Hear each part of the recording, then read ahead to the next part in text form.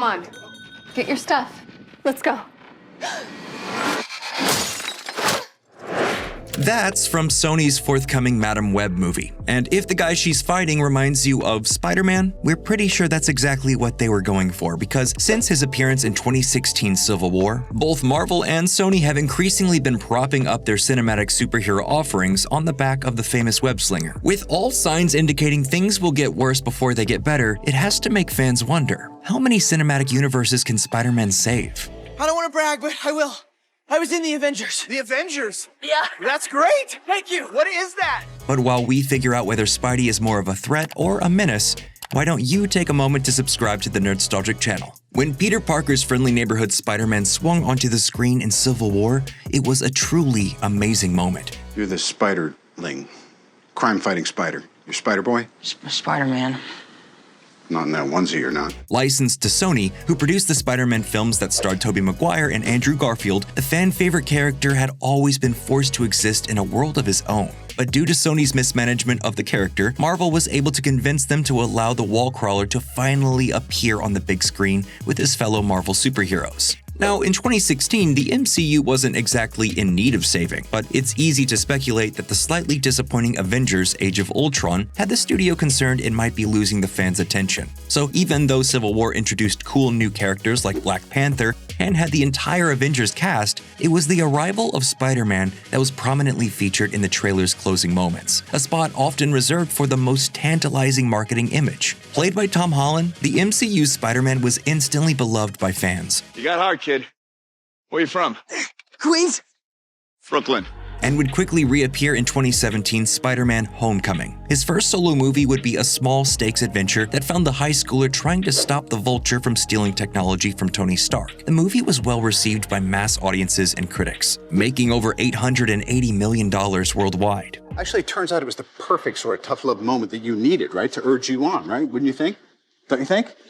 Let's just say it was. Spider-Man would return in 2018's Avengers: Infinity War, fighting alongside Iron Man and Doctor Strange on an adventure that would take him into space and put him right into the heart of the battle. Fans were devastated when Thanos snapped Peter and half of the universe out of existence. Having been dusted by Thanos, Peter didn't get much screen time in Avengers: Endgame, but when he finally did show up, his resurrection turned out to be one of the movie's biggest cheer-out-loud moments. You remember when we were in space? And I got all dusty, but Doctor Strange was there, right? And then he started doing the yellow sparkly thing that he does all the time. What are you doing? In the wake of the Infinity Saga, fans watched to see what Marvel would do next. The two previous Avengers outings had been followed by light, comedic Ant-Man films designed to act as palate cleansers after the massive event movies. But possibly concerned people would tune out after the conclusion of the decade-long storyline, not to mention the death of Iron Man. Probably nothing crazy happens again because are the Avengers even like a thing anymore? Does anyone even have a plan? I have a plan. Marvel decided to follow Endgame with the biggest attraction they had left, Spider-Man. Like Homecoming, 2019's Spider-Man: Far From Home was a small-stakes story that found Peter battling a supervillain over technology made by Tony Stark, who, even in death, managed to be at the center of the story. Doubling as something of a low-key coda to Endgame, the movie's plot didn't tell fans much about what to expect from the MCU's next phase. The film's arrival felt rushed and poorly planned from a universe-building perspective. It did, however, keep them coming back to theaters. It was a smash with critics and audiences, grossing over $1.1 billion worldwide, but at what cost? Did Marvel really think we would move on from Endgame so quickly? The whole world is asking who's going to be the next Iron Man. I don't know if that's me happy. I'm not Iron Man. Most recently, Holland donned the red and blues for 2021 Spider-Man: No Way Home. As the fourth film in MCU Phase 5, No Way Home followed three movies that all featured either less or totally unproven commodities. Black Widow had never headlined her own movie before, while Shang-Chi and Eternals both featured completely new heroes. The scheduling suggests that, once again, Marvel was counting on Spidey to revive their fortunes if interest flagged, and though the reasons for it are complicated, all three did have relatively lower box office returns. Meanwhile, the movie itself tripled down on the audience's goodwill for Spidey by bringing back Maguire and Garfield, each playing their own respective Spider-Man. Whoa! That came out of you. Yeah.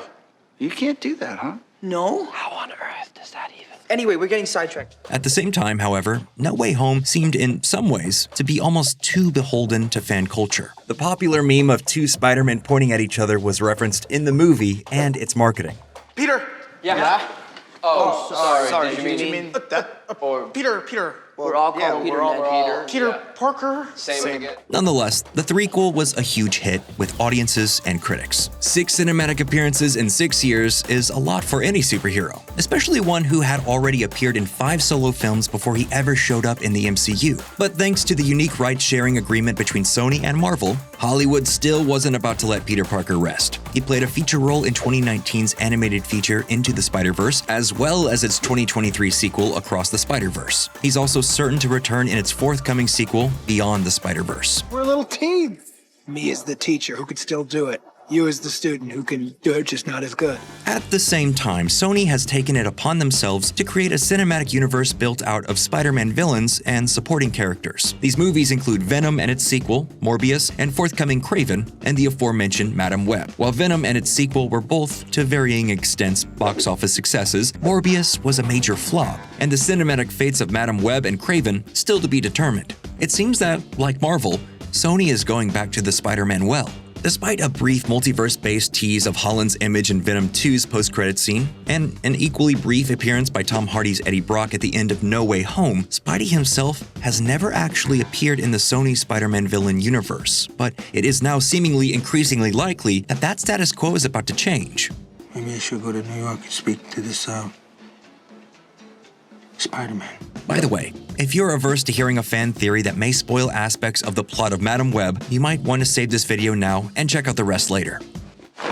Oh my god. This isn't what it looks like, Happy. For everyone else, a leaked set photo has shown Emma Roberts, who is confirmed to be playing Peter Parker's mother, Mary, made up to appear pregnant. This has led many fans and commentators to speculate that Madam Web is laying the groundwork for the introduction of yet another version of Peter Parker, who will inhabit the universe depicted in the Sony films. It's a move many have long expected the studio to make, as their films do seem to tease the existence of the hero in their universe, and with television projects focusing on characters like Silk and Spider-Man Noir already in development, the franchise is badly in need of something to juice fans' interest. What the hell is that? Everyone's got a gimmick now. Spider-Man and his supporting cast are not going to be able to carry multiple movie franchises in live action and another in animation for 2 different studios in perpetuity. It's simple, true believer. The more Spider movies they make, the worse they'll become. Or in other words, the more cinematic universes Spidey is asked to save, the higher the likelihood that he will eventually fail them all. So what do you think? Are you a Spider fan? And if so, do you think Hollywood is stretching the wall crawler too thin? Let us know down in the comments below, and if you enjoyed this video, you'll definitely find others you like if you check out the rest of the channel. As always, thank you for subscribing to Nerdstalgic.